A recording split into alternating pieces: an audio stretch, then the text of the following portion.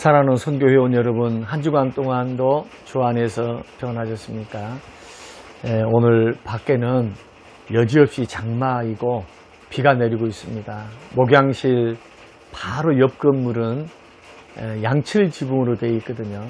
그래서 지금 소리가 양철 지붕에 지금 떨어지는 빗소리 여러분 들리시죠? 오늘 은혜의 단비가 오늘 예배를 드리신 우리 모두에게 임하게 되시길 바랍니다. 오늘은 찬양 피난처 되시는 주 예수 우리 찬양하심으로 하나님 앞에 나아가겠습니다.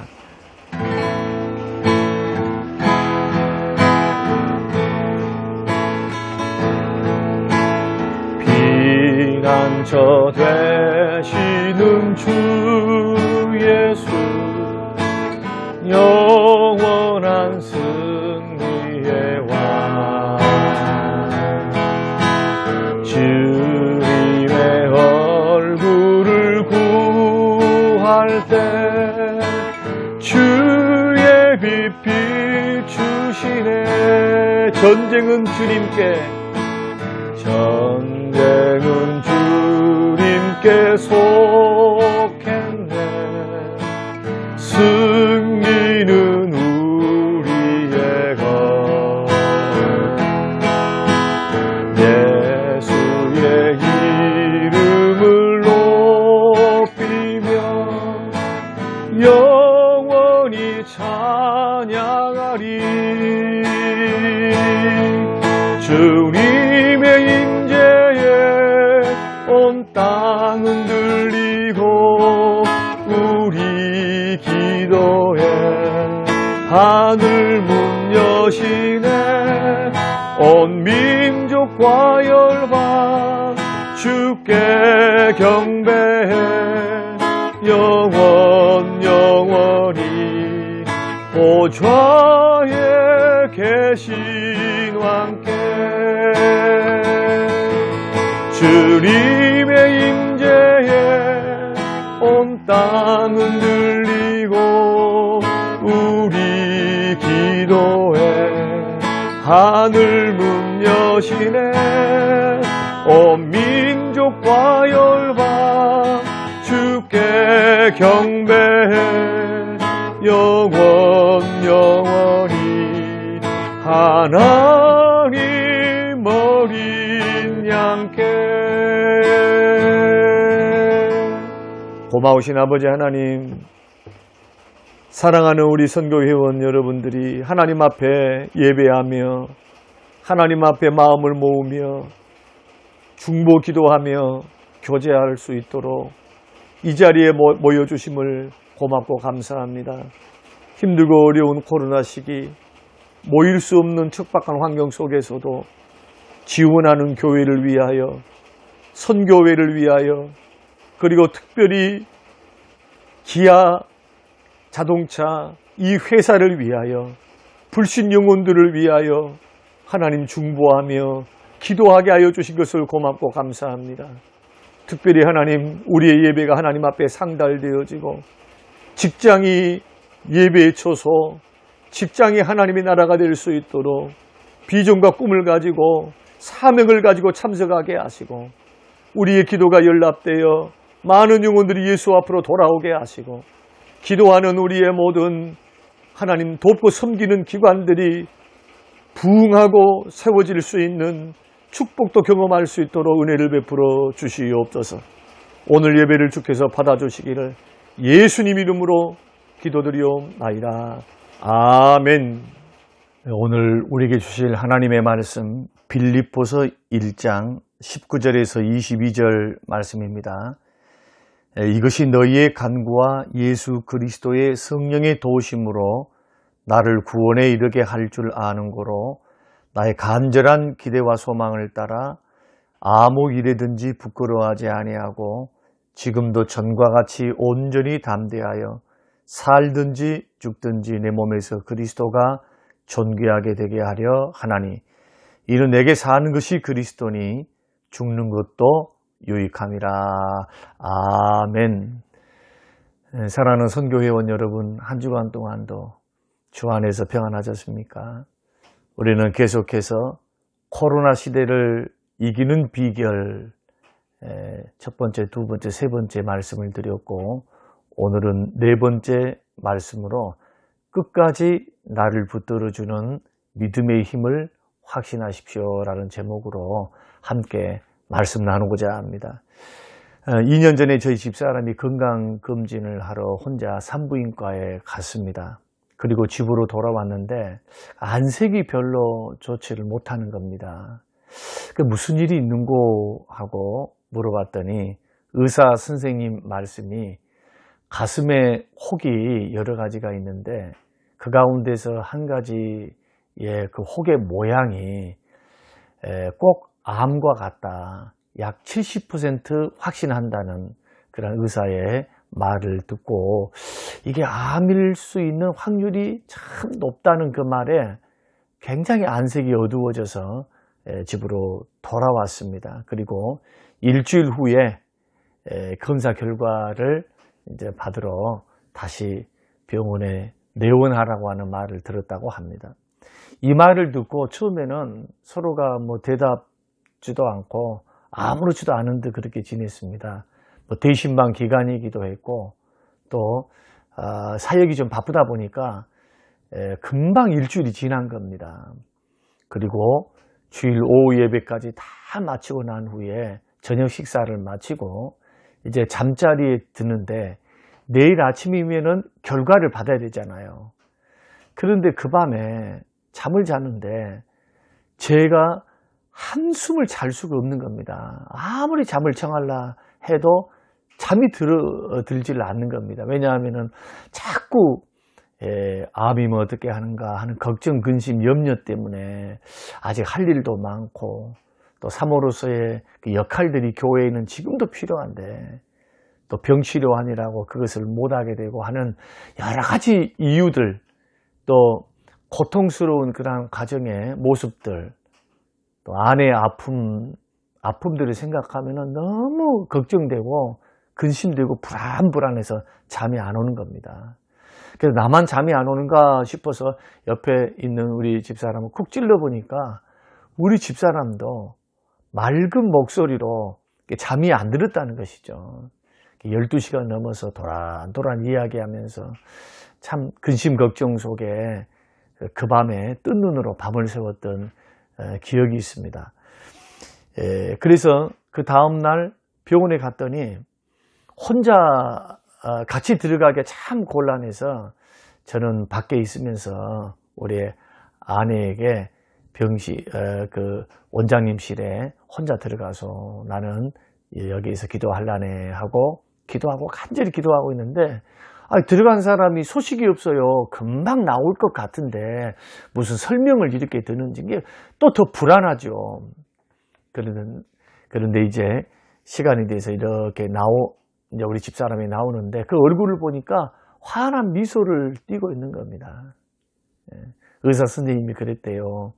모양은 분명히 암의 모양이 악성 종양인데 검사 결과는 양성이라고. 천만다행이라고. 이것이 우리들의 인생입니다. 우리가 인생을 살다 보면은 다 평안할 것 같지만은 어떤 날 청천벽력과 같은 마른 하늘에 날벼락 맞는 것 같은 그러한 소식을 우리가 접할 때가 있고 그런 문제에 봉착할 때가 있거든요. 이럴 때 우리의 마음이 얼마나 불안합니까? 오늘 본문의 바울이 지금 이런 처지와 심정에 놓여 있습니다. 바울의 불안한 심정을 가장 잘 표현한 단어가 살든지 죽든지라는 단어입니다.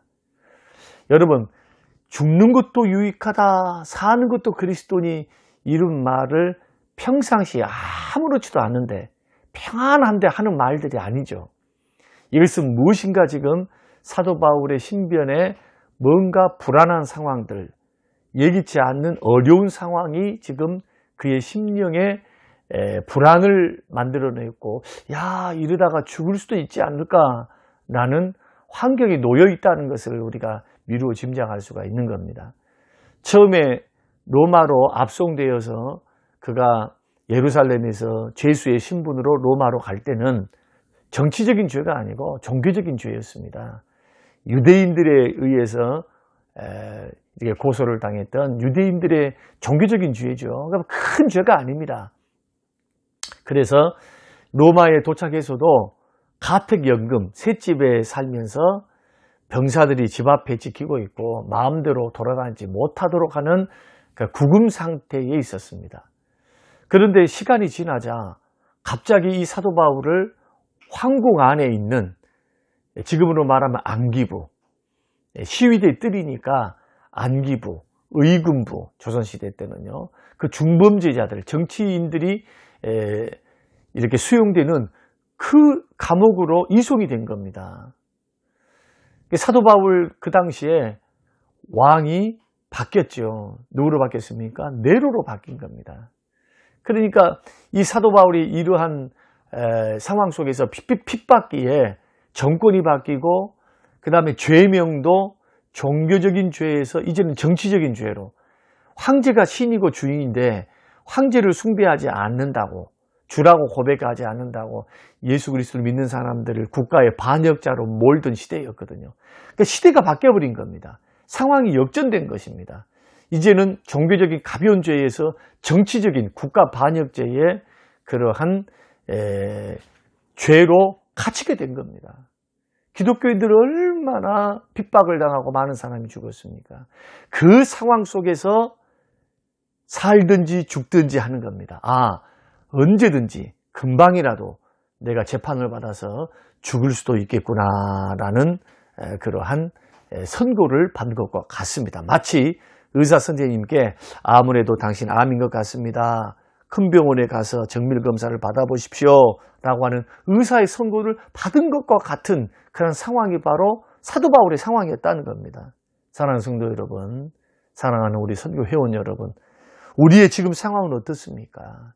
생활이 안정권에 들어선 사람들은 크게 문제가 없을 줄로 압니다. 그러나 아직도 많은 우리 회원들 가운데서는 자녀 문제, 생활 문제, 그 다음에 부동산 문제, 진학 문제, 건강 문제로 안정되지 않아서 불안하게 살아가고 있는 아마 회원들이 있으실 줄로 압니다.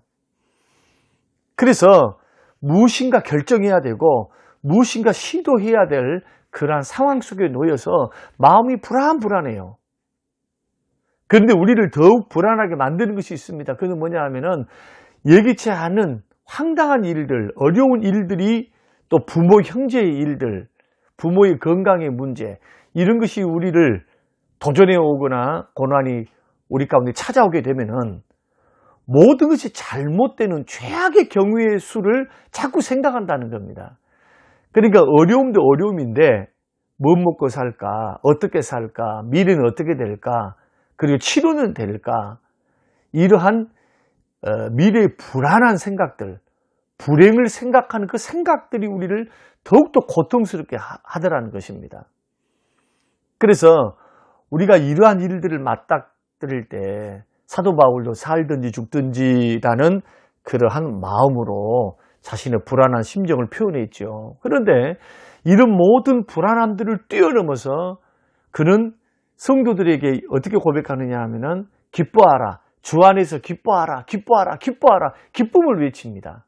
자신도 기뻐하면서, 그러니까 불안을 딛고 일어섰다는 겁니다.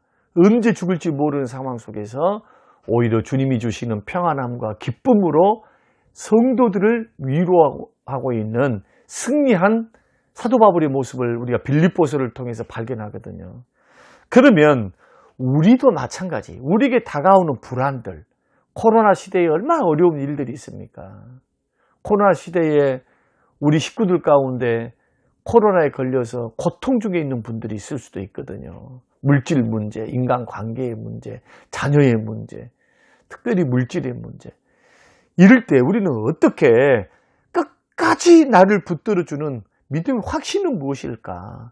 내가 승리해서 기쁨을 외칠 수 있는 그러한 요인은 무엇일까를 우리가 살펴보려고 합니다. 그 첫 번째가 뭐냐 하면은 모든 상황 속에서 주님께서 지켜주시리라는 확신을 가지라는 겁니다. 19절 말씀, 이것이 너희 간구와 예수 그리스도의 성령의 도우심으로 내 구원에 이르게 할 줄을 아는고로. 여기서 불안해서 언제 죽을지 모르고 언제 순교의 자리에 들어갈지를 모르는 그러한 바울이 여기서 구원을 이야기하는 것은 영혼 구원을 이야기하는 것이 아니라 이런 환경 속에서도 하나님께서 자신의 생명을 지켜주실 것이라고 하는 확신입니다. 하나님이 가만 계시지 않고 반드시 비참한 결과에 빠지지 않고 합력하여 선을 이루어 주시고 피할 길을 주시고 주님은 나를 도우신다. 왜냐하면 사명이 남아있거든요. 사명. 아직도 복음전도의 사명이 남아있어요. 로마서 8장 28절 말씀대로 모든 것이 합력하여 선을 이루어 주실 그 하나님, 그 하나님을 바라보라는 겁니다. 모든 상황 속에서도 하나님 나를 버리시지 아니하신다, 나를 살리시리라, 이런 확신이 아니고서 어떻게 불안을 이기고 코로나 시대 이 어려움을 이길 수 있겠는가. 이때 필요한 것이 주의 말씀을 붙들고 확신하는 것입니다.